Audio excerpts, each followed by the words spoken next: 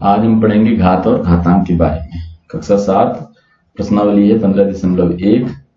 इसके प्रश्नों को भी हल करेंगे और घात और घातांक को भी समझेंगे। तो प्रश्न लेते हैं, प्रश्न के माध्यम से समझते हैं। एक संख्या ली 100 को कैसे लिखा हमने? 10 गुणा 10, दो समान संख्याओं के गुणा के रूप में। इसको ऐसे भी लिख सकते हैं 2 गुणा 5 गुणा 2 गुणा 5, है ना। यहाँ पे मैंने इसको 10 गुणा 10 लिखा है। इसी प्रकार से 1000 को लिखूंगा तो 10 गुणा 10 गुणा 10, है ना। 10 के गुणज के रूप में लिख रहा हूं अभी मैं। 10 गुणा 10 गुणा 10 गुणा 10, 10,000 को ऐसे लिखा। तो ये जो रूप है इस तरह से लिखा जा, तो एक जैसी संख्याओं के गुणा के रूप में लिखा जा रहा है। तो इसको संक्षिप्त रूप में भी लिख सकते हैं हम। तो 10,000 को इतना लंबा गुणा करते हुए ना लिख करके इससे भी संक्षिप्त रूप में लिख सकते हैं। तो कैसे लिखेंगे? यहां लिखेंगे हम इसको 10 कितनी बार है यहाँ पे 10,000 में? 1 2 3 4। इसको लिखेंगे 10 की घात 4।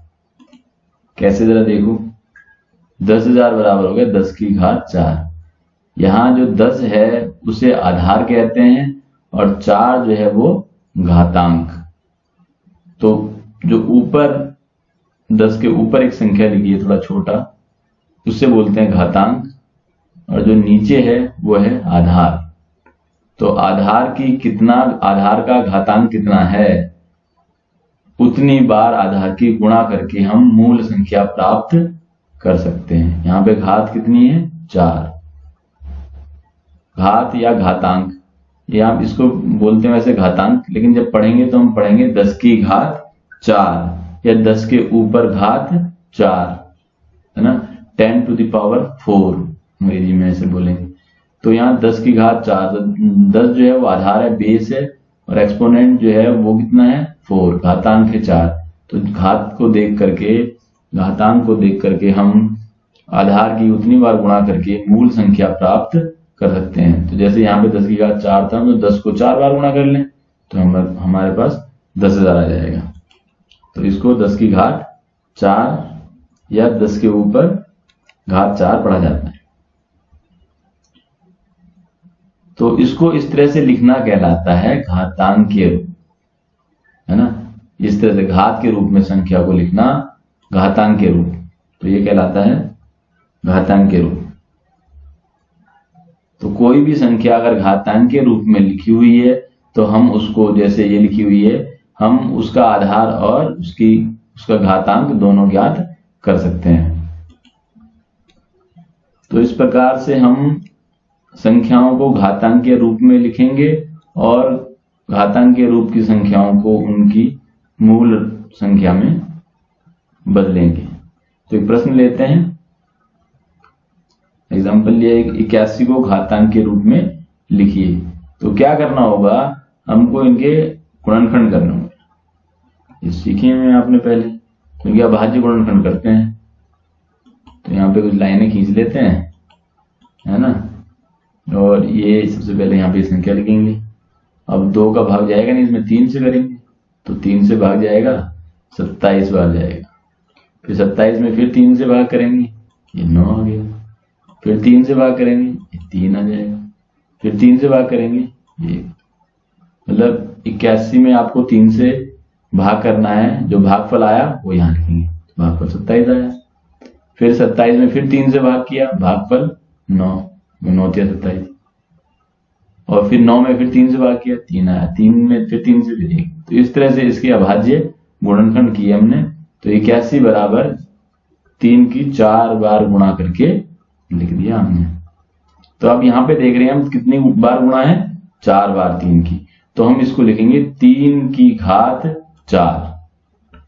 3 की घात 4। तो 3 यहां पर क्या है? आधार है, और घातांक कितना है? 4। तो ये भी लिख दें।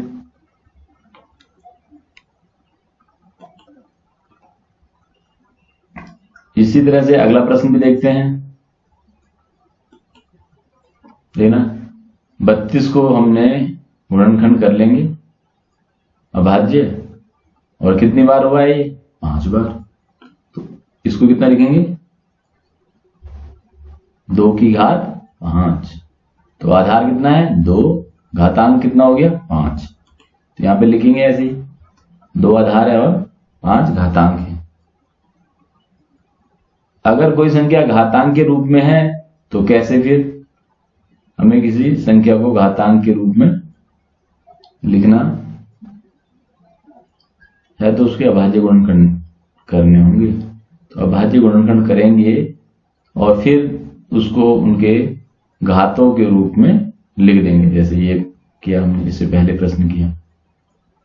तो कोई भी संख्या घातांक के रूप में लिखनी है तो अभाज्य गुणनखंड करें, उसके बाद फिर देखें कौन सा अंक कितनी बार है, उसके ऊपर उतने ही घात लिखेंगे। तो एक प्रश्न और लेते हैं, 9 की घात 3 का मान ज्ञात कीजिए। तो अब यहां देख रहे हैं आधार कितना है 9, घातांक कितना है 3। तो जितना आधार होता है घातांक को देखकर उतने बार आधार की गुणा कर देते हैं। तुमने देखा है जितनी बार आधार की गुणा थी हमने उतनी ही घात लगाई। अब ठीक उसका उल्टा करेंगे, यहां जितनी घात है उतनी ही बार आधार की गुणा कर देंगे। भाई यहां देख रहे हैं ऊपर जितनी बार आधार की गुणा हो रही है उतनी घात लगा दिए, 2 की घात 5 है ना। तो ऐसे यहां पे भी अब इसको हल कर रहे हैं तो 9 की घात 3 बराबर 9 की 3 बार गुणा। 3 की गुणा नहीं करनी है 9 बार, घातांक के बराबर होनी चाहिए संख्या है। तो घातांक कितना है 3, तो 3 संख्या हो गई, कौन सी आधार। तो 9 गुणा 9 गुणा 9, आधार की गुणा करते हैं जितनी बार भी करनी है। तो 3 घातांक है 3 बार, 5 होता तो 5 बार। तो 9 इनकी गुणा करके कितना आ गया 729। इसी प्रकार देखें प्रश्न 2 की घात 3 और 3 की घात 2 में कौन बड़ा है। तो इसी तरह से करेंगे, पहले क्या करें 2 की घात 3 को हल कर लें। तो 2 की घात 3 बराबर 2 गुणा 2 गुणा 2, क्यों घातांक 3 है तो आधार की 3 बार गुणा, आधार की 3 बार गुणा। तो अब इनका 2 दूना 4 दूना 8, ये कितना आ गया 8। अब 3 की घात 2, तो घात 2 बार है तो गुणा 2 बार, किसकी आधार की,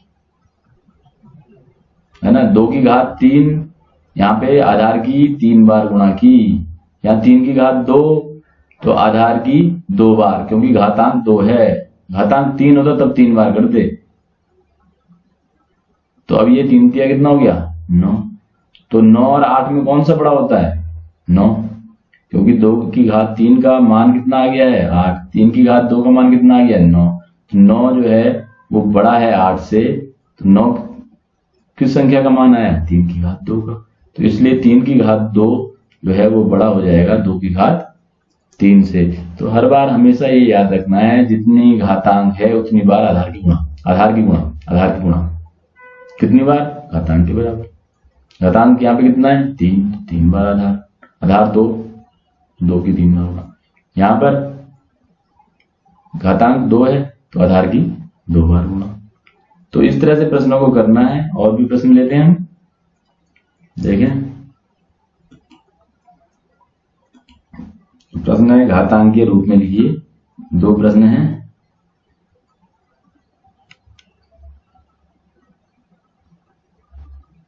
तो घातांक के रूप में लिखना, तो पहला देखना 6 कितनी बार आया है 4 बार, तो आधार 6 होगा, घात कितनी हो जाएगी 4, जितनी बार आया है 6 की घात 4 हो जाएगा। यहां देखें ए 4 बार है, सी 3 बार है, डी 1 ही बार है। तो जो संख्या जितनी बार है उसकी घातांक उतना। तो उसी नियम को याद रखते हुए तो ये हो गया 6 की घात 4। यहां 6 4 बार गुणा थी इसलिए हमने घात 4 लगाई, है ना। ऐसे ही फिर अगला वाला प्रश्न भी,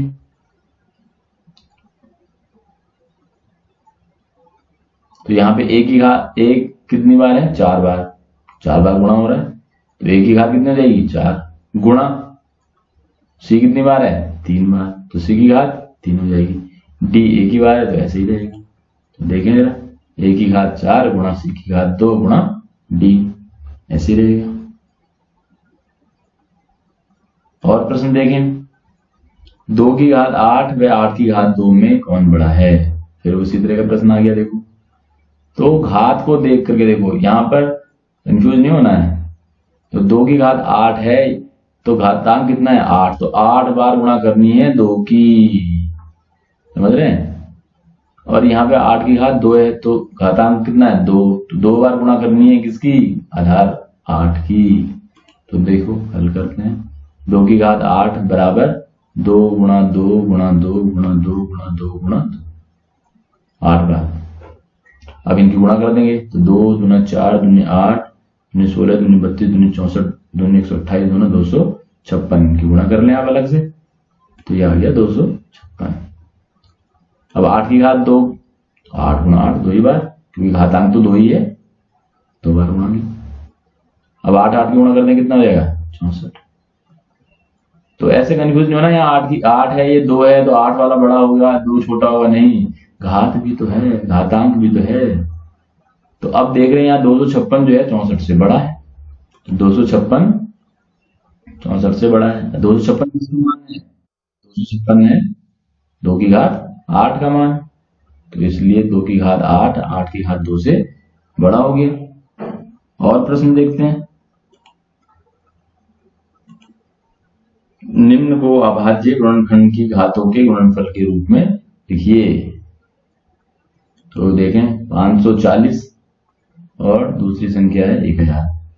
तो हम पहला प्रश्न करते हैं 540, तो इसके अभाज्य गुणनखंड करने हैं तो फिर वही कुछ लाइनें खींच लेते हैं पहले और फिर अभाज्य गुणनखंड करेंगे। जरा देखें 540 लिखा जाएगा सबसे पहले, यहाँ पर यहाँ पे लिख दिया 540।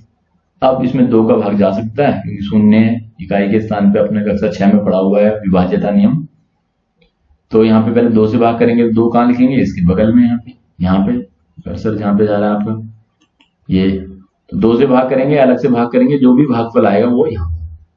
तो 2 से भाग किया, आ गया 270। मैं यहाँ पे भाग करके नहीं दिखा रहा, ये आपको खुद करना है।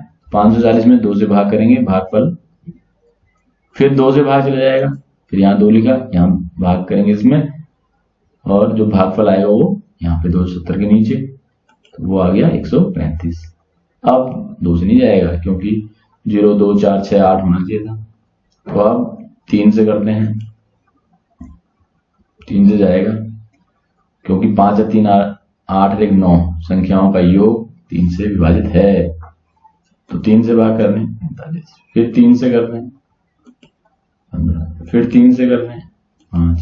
अब तो 5 आ गया, खुद अभाज्य संख्या है तो 5 से जाएगा, 5 एकम 5। तो हमने 540 के गुणनखंड कर दिए, 2 गुणा 2 गुणा 3 गुणा 3 गुणा 3 गुणा 5। तो उसको ऐसे लिखेंगे 540 बराबर 2 बार 2 की गुणा, 3 बार 3 की गुणा और गुणा 5। तो अब घात के रूप में कैसे लिखें, 2 को 2 बार, 3 को 3 बार और 5 एक ही बार है। तो 540 को अभाज्य गुणनखंडों की घात के रूप में लिख दिया।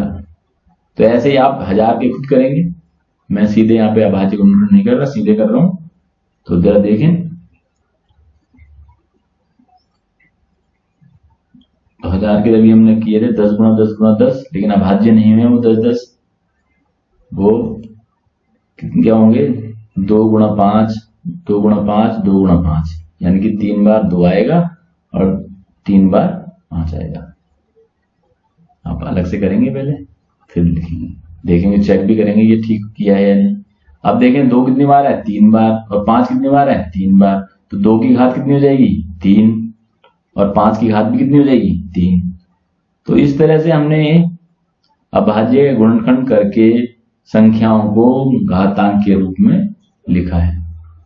फिर कुछ और प्रश्न करते हैं, जरा सरल करते हैं प्रश्नों को। आपकी प्रश्नावली के प्रश्न है तो इनको खुद भी करेंगे और प्रश्नावली के प्रश्नों को भी हल करेंगे।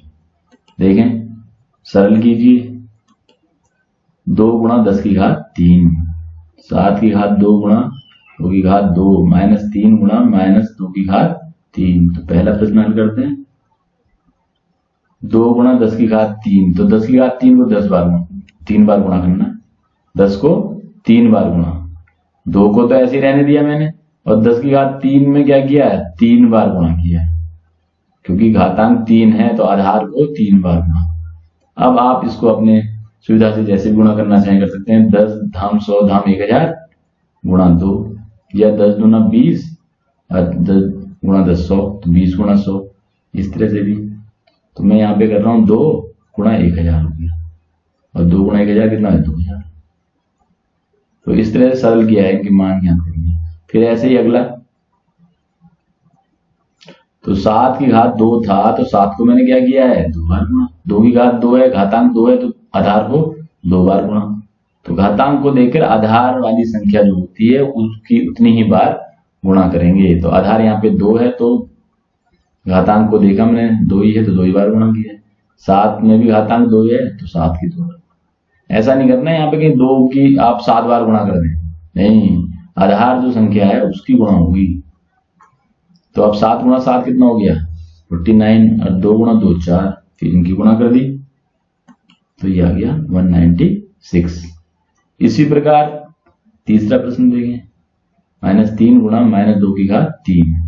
तो यहाँ पे -2 को 3 बार गुणा किया, क्यों, क्योंकि घातांक 3 है। तो -2 -2 -2, आधार ये नहीं 2 की करेंगे, अब तो पूरा आधार कितना है, -2 है, तो -2 -2 -2 3 बार गुणा। अब क्या करेंगे, जैसे हमने सीखा हुआ है पिछली कक्षा में भी, पूर्णांक को इसमें यहाँ पे भी सीखा हुआ है कि पूर्णांकों का जोड़ना, घटाना, गुणा और भाग। तो यहाँ गुणा हो रही है, तो 2 के जोड़े बना लें, पहले इन दोनों की गुणा कर लें, फिर इन दोनों की कर लें। तो यहाँ 3 दूना 6 होगा, समान संख्याओं समान चिन्हों की गुणा होती है, तो धन चिन्ह, तो 3 दूनी 6 होगा, और ये होगा प्लस का 6। यहाँ 2 दूना 4, इन दोनों की होगी 2 दूनी 4, माइनस माइनस फिर प्लस, तो ये प्लस का 6 आ जाएगा, गुणा प्लस का 4।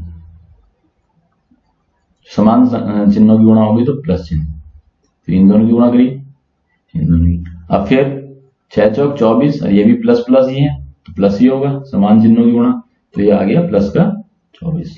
तो संख्याएं थी -3 गुणा -2 की घात 3, माइनस की संख्याएं, लेकिन उत्तर आ गया है हमारा प्लस में।